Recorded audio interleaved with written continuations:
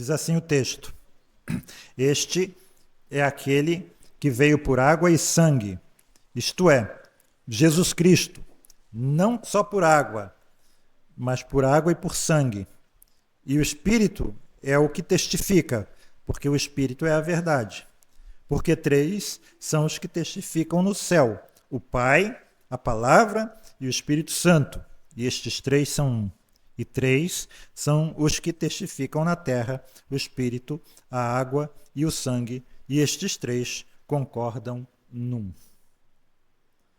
Como eu disse, irmãos, esse texto difícil é também objeto de uma grande polêmica desde o século XIX, porque o versículo 7, aqui na nossa versão ACF, passou a ser considerado uma interpolação, uma adição não inspirada feita por algum copista. Em algumas Bíblias, esse trecho aqui, né, três são os que testificam no céu: o Pai, a Palavra e o Espírito, esses três são um, está entre colchetes. E em outras Bíblias nem mesmo está. Já foi extirpado, foi tirado, não existe. Então, se você tem uma Bíblia que não é a Bíblia ACF, provavelmente você não tem esse trecho aqui na sua Bíblia, né?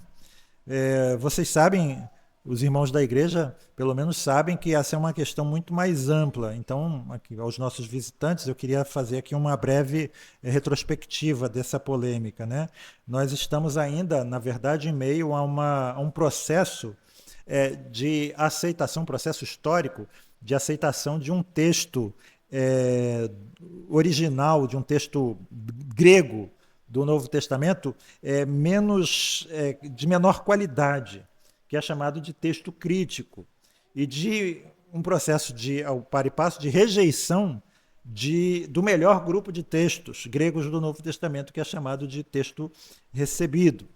O texto recebido é um texto de Lutero, o texto que Lutero usou para traduzir a Bíblia para o alemão, o texto que Luís Segou usou para traduzir a Bíblia para o francês, o texto que Rivenuti usou para traduzir a Bíblia para o italiano, o texto que Reina Valera usaram para traduzir a Bíblia para o espanhol, o texto que João Ferreira de Almeida usou para traduzir a Bíblia para o português, o texto das grandes missões que foi usado para a tradução da Bíblia nas línguas nas quais as missões protestantes entraram, as línguas africanas, as línguas asiáticas, indianas, etc.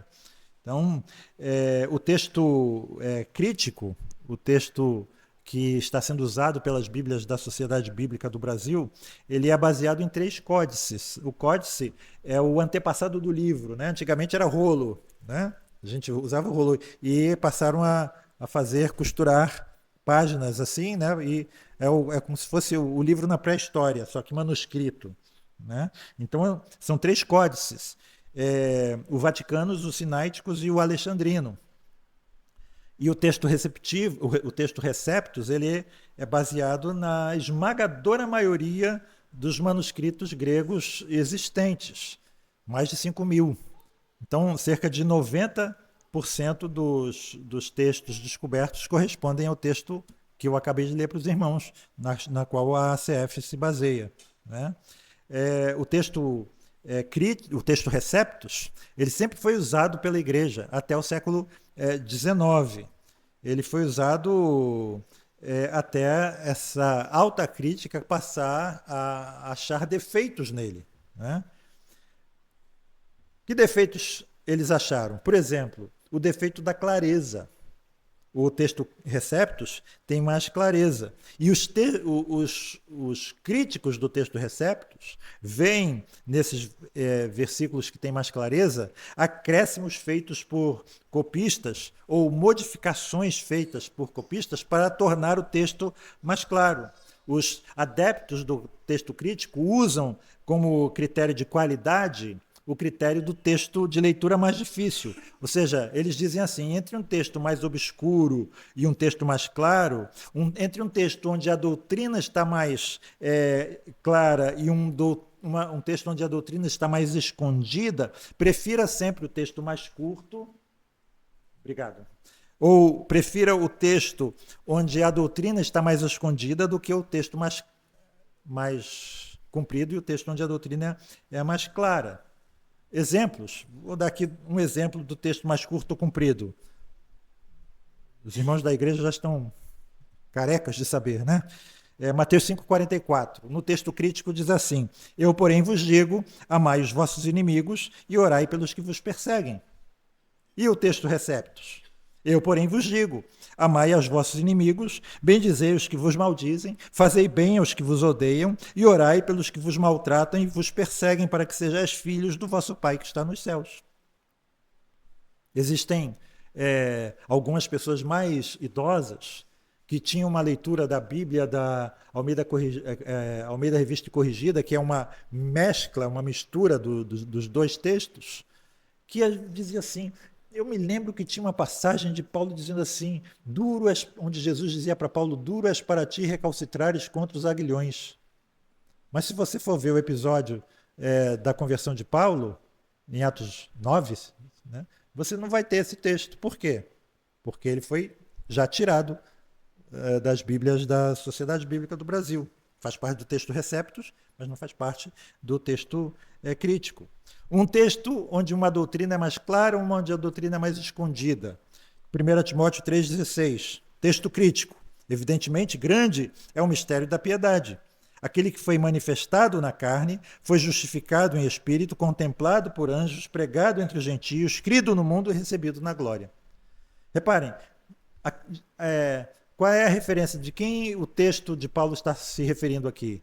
A quem o texto de Paulo está se referindo? A Jesus. Né? Ele é aquele que foi manifestado na carne, foi justificado em espírito, etc. Mas reparem o texto receptos, nossa Bíblia, 1 Timóteo 3,16. Sem dúvida alguma, grande é o mistério da piedade. Deus se manifestou em carne, foi justificado no espírito, visto dos anjos, pregado aos gentios, crido no mundo e recebido acima na glória. A mesma referência é a Cristo. Só que aqui está muito claro, Deus se manifestou em carne. Só que a clareza aqui da doutrina, para os defensores do texto crítico, é um defeito e não uma qualidade. Bom, agora, voltando aqui a nossa atenção especificamente para o versículo 7. 3 são os que testificam no céu, o Pai, a Palavra e o Espírito Santo, e estes 3 são um. Esse texto é chamado pelos estudiosos de coma joanina. Coma em grego é vírgula, certo? Vírgula.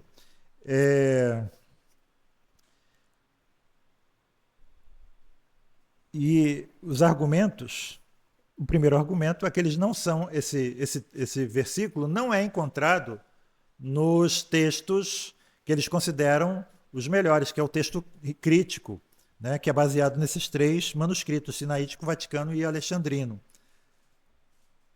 Mas nós já aprendemos, né, que esses manuscritos, que passaram a ser, como eu disse, a base das Bíblias atuais, eles têm muitas divergências entre si e também muitas lacunas com relação ao texto receptos, como, por exemplo, nenhum desses manuscritos apresenta a história de Jesus, do encontro de Jesus com a mulher adúltera.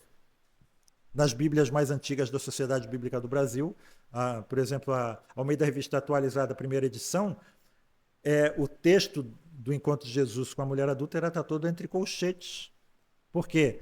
Tinha uma frase enigmática lá na primeira edição. Todo texto entre colchetes não faz parte do texto grego adotado. Para o leigo, o que significa isso?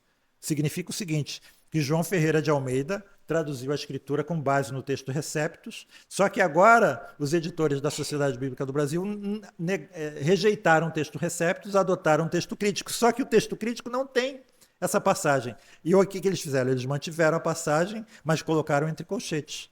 E existem muitas outras passagens entre colchetes. E à medida em que o tempo vai passando, eles vão começando a retirar essas passagens que estão entre colchetes. Mas, então, irmãos, muitos eruditos também consideram esses códices, né, o sinaítico, vaticano e alexandrino, como cópias ruins, com muitos erros. E afirmam que só existem poucos porque eles não foram recopiados pela igreja devido à sua baixa qualidade. Segundo argumento contra essa chamada coma joanina é que os primeiros manuscritos gregos que incluem esse versículo são tardios, só foram encontrados a partir do século XIV em diante.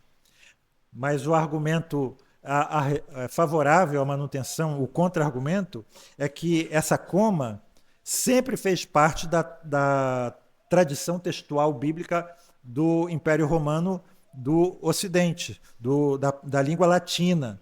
A passagem, por exemplo, aparece na primeira tradução do grego para o latim, que é a Vulgata latina, que foi feita por Jerônimo por volta do ano 380. Ela está lá, né? Os pais da igreja, terceiro argumento contra a coma, como Atanásio, como Agostinho, quando debatiam a Trindade, nunca citaram essa passagem como prova, o que seria estranho se ela estivesse nos manuscritos disponíveis a eles.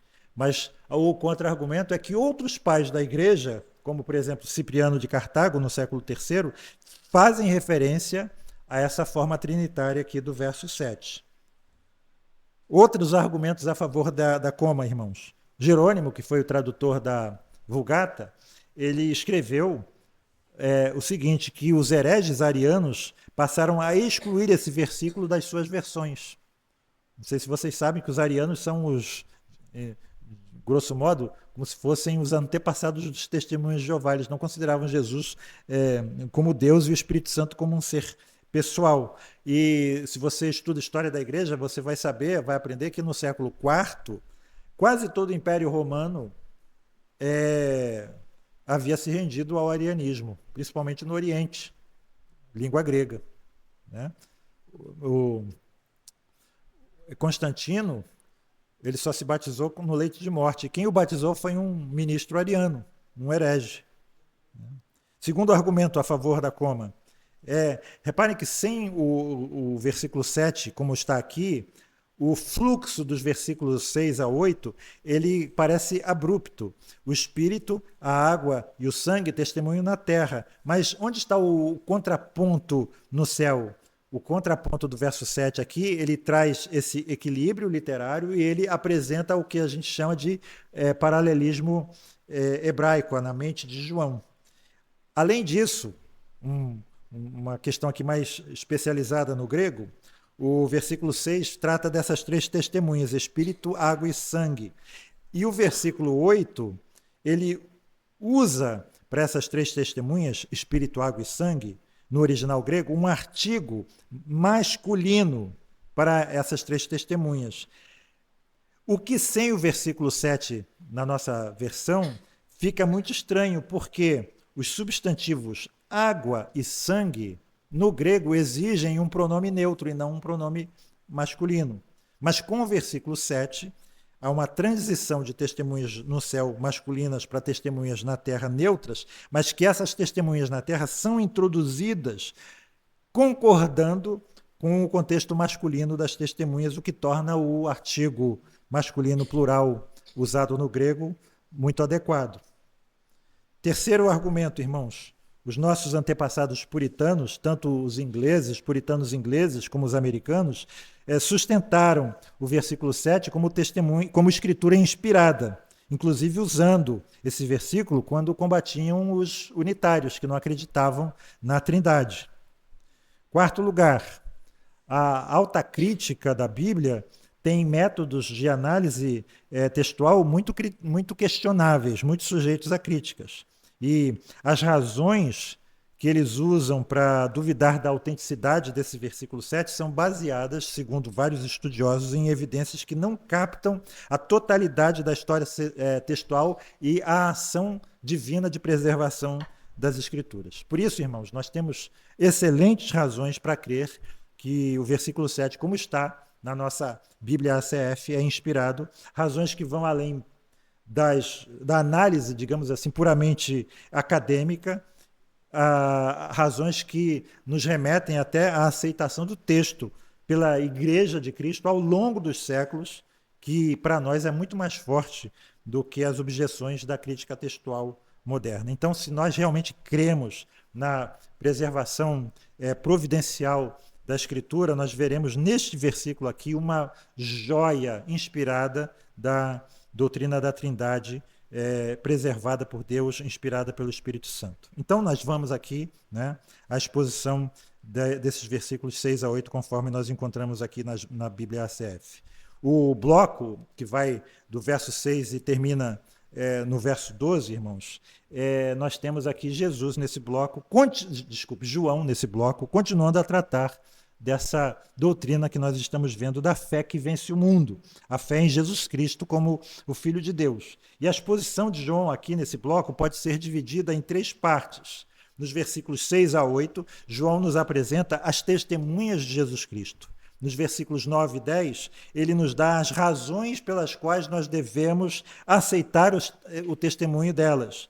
E nos versículos 11 e 12, nós vemos as consequências de aceitar esse testemunho, o que acontece conosco como resultado de aceitar esse testemunho. E o objetivo de João, irmãos, recordando, nos dar a certeza de que Jesus é o Filho de Deus. E também, irmãos, precisamos recordar outra coisa para entender esses versículos, que um dos objetivos da epístola de João aqui é combater a heresia gnóstica, essa heresia que prevalecia naquela época. E o que eles ensinavam, irmãos, principalmente no contexto aqui dos versículos? O resumo é o seguinte, é que Jesus de Nazaré era um homem comum, um mero homem. Mas quando ele foi batizado por João, o Cristo eterno desceu sobre ele e entrou nesse homem Jesus.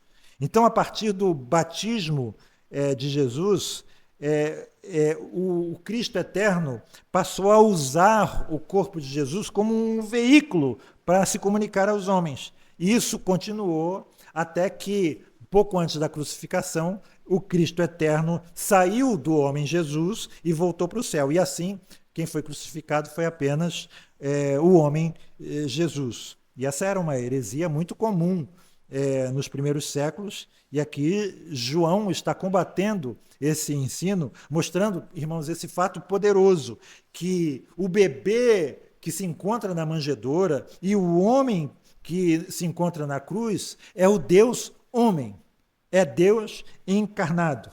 E note aqui a mudança de Jesus no versículo 5 para Jesus Cristo no versículo 6. Não é apenas Jesus, é Jesus o Cristo, é o Deus encarnado, é aquela realidade, ele é real, ele morreu na cruz, não foi apenas o homem Jesus, mas foi o Deus homem que morreu.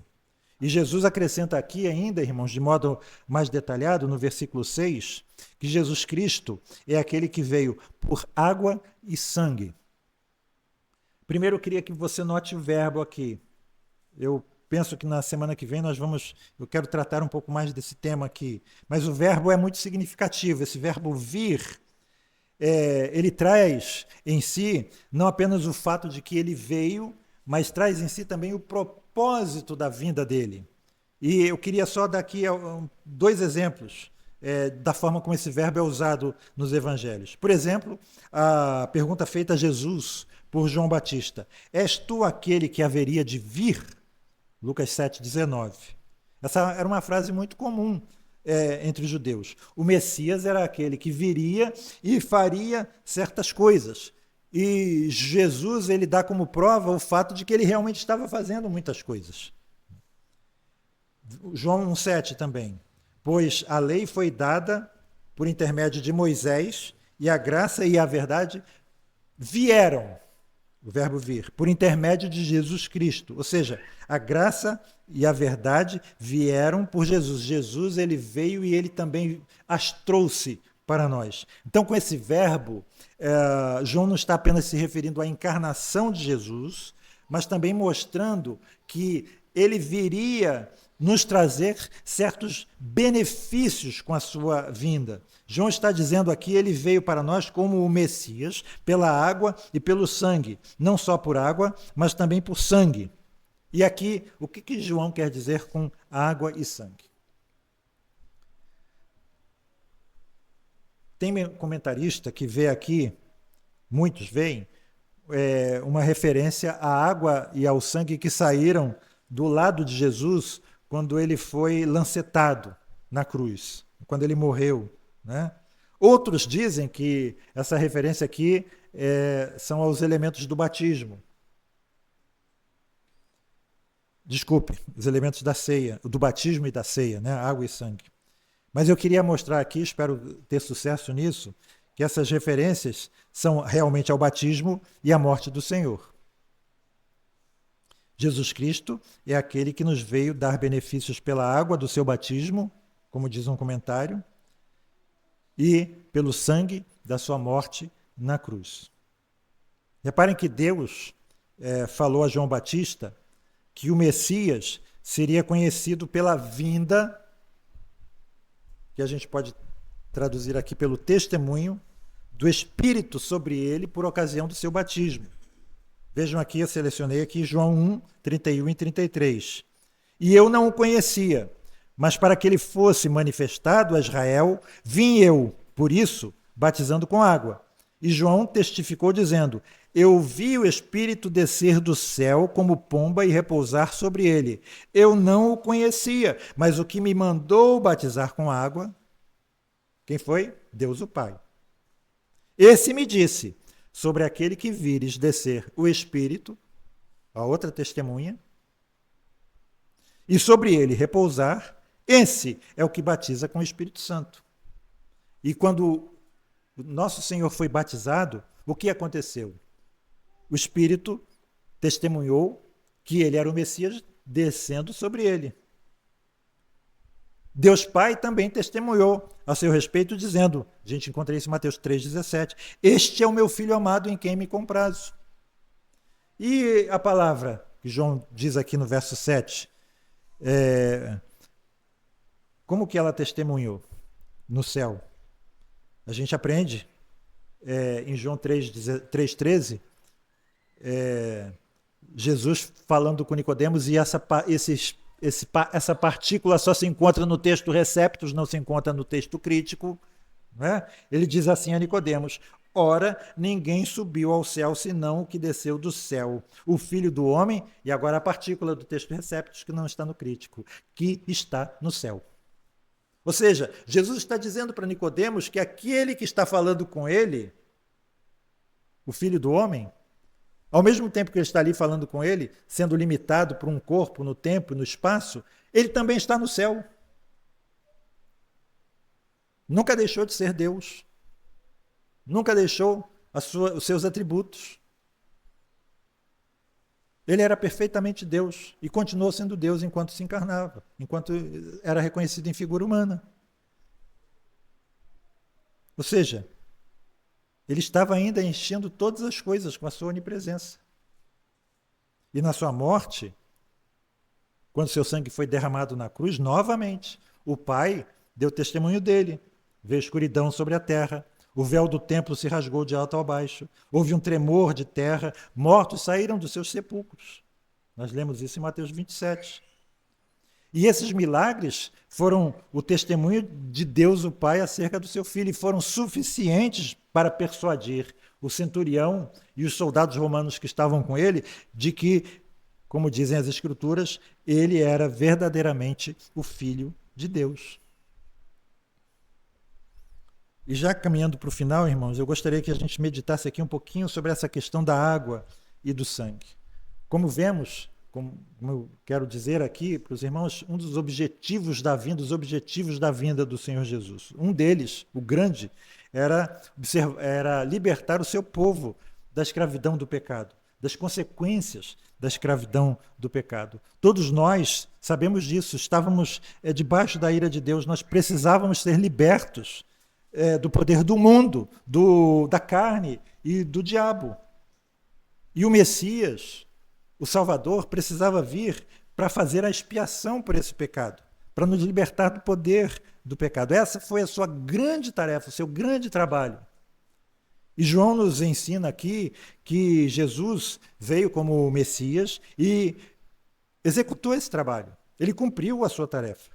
Nós vemos Jesus se identificando conosco, com o nosso pecado, no seu batismo, mas ele foi além. Ele não lidou com o nosso pecado somente se identificando conosco na água, mas também no sangue da sua morte.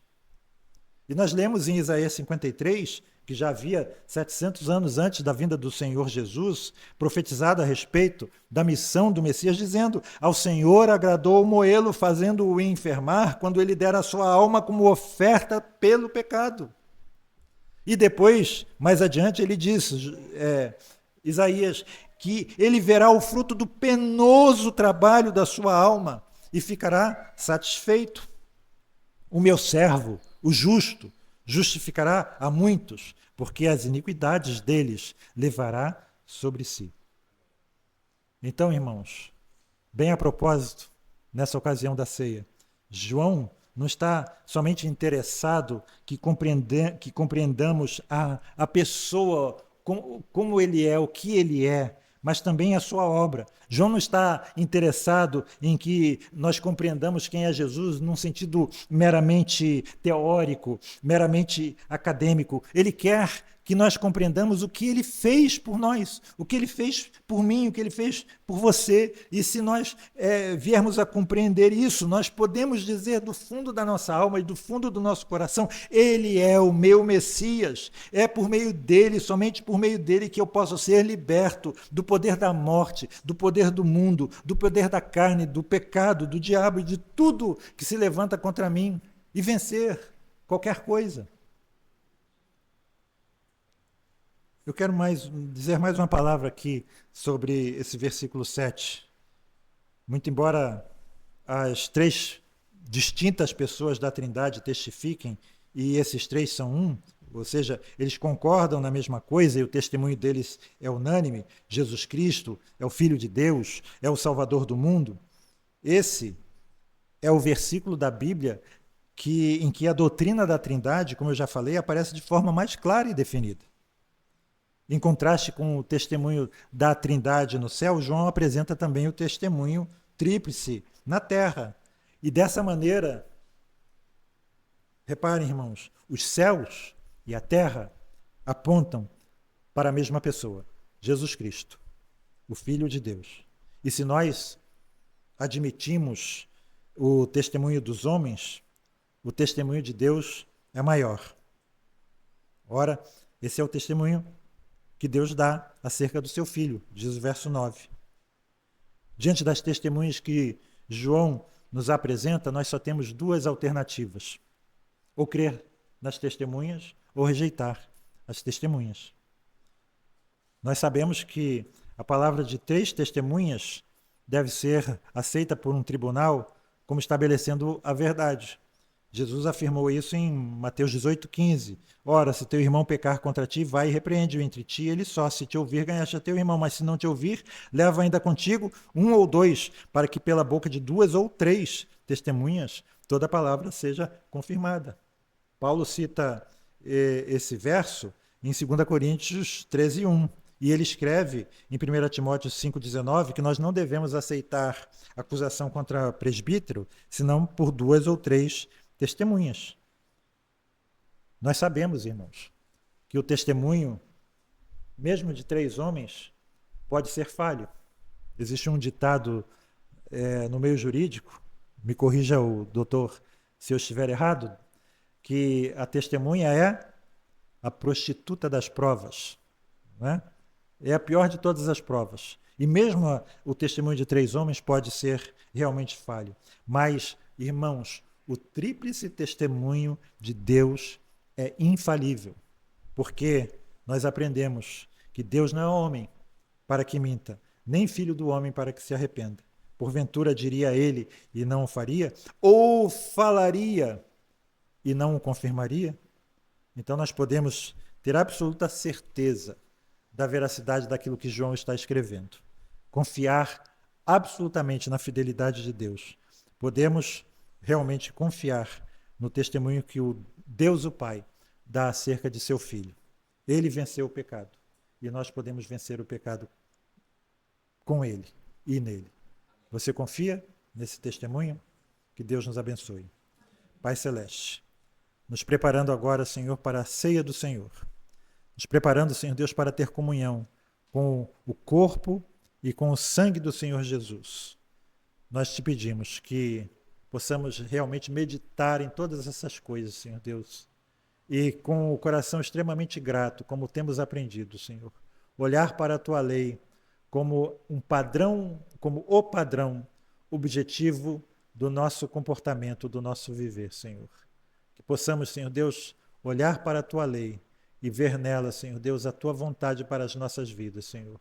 Que possamos nos afeiçoar a ela como palavra do Senhor Jesus, como palavra de Cristo, como inspirador de Moisés, Senhor Deus, que legou para nós todos esses estatutos e mandamentos, Pai Santo. Que possamos tê-las gravadas no nosso coração, Senhor, como cerne do ensino do Novo Testamento, Pai Santo. Ajuda-nos, Pai, a andar em retidão. Ajuda-nos, Senhor Deus, a andar em santidade de vida. E agora, Senhor Deus, sonda o nosso coração. Vê se há em nós, Senhor Deus, caminho mau e guia-nos pelas veredas da justiça, pelo caminho eterno, Pai Santo. Se há algum pecado escondido, que o Senhor revele. Se há mágoa, Senhor Deus, que o Senhor nos anime a jogar fora, Senhor Deus. Se há, Senhor Deus, irmãos que estão de mal contra outros irmãos, com outros irmãos, que sejam resolvidas, Senhor Deus, essas pendências, Pai Santo. Como o Senhor disse, rogo, Evódia, rogo a Cinti que pensem concordemente no Senhor, que haja entre nós, Senhor Deus, paz e concordância, Pai Santo. Que o Senhor, assim, nos ajude a levantar mãos santas diante de Ti, Senhor Deus, e permita que nós participemos, Senhor Deus, com santidade da Tua mesa, da comunhão do corpo e do sangue do Senhor Jesus. Que o Senhor assim nos abençoe e nos guarde, em nome do Senhor Jesus. Amém, Pai.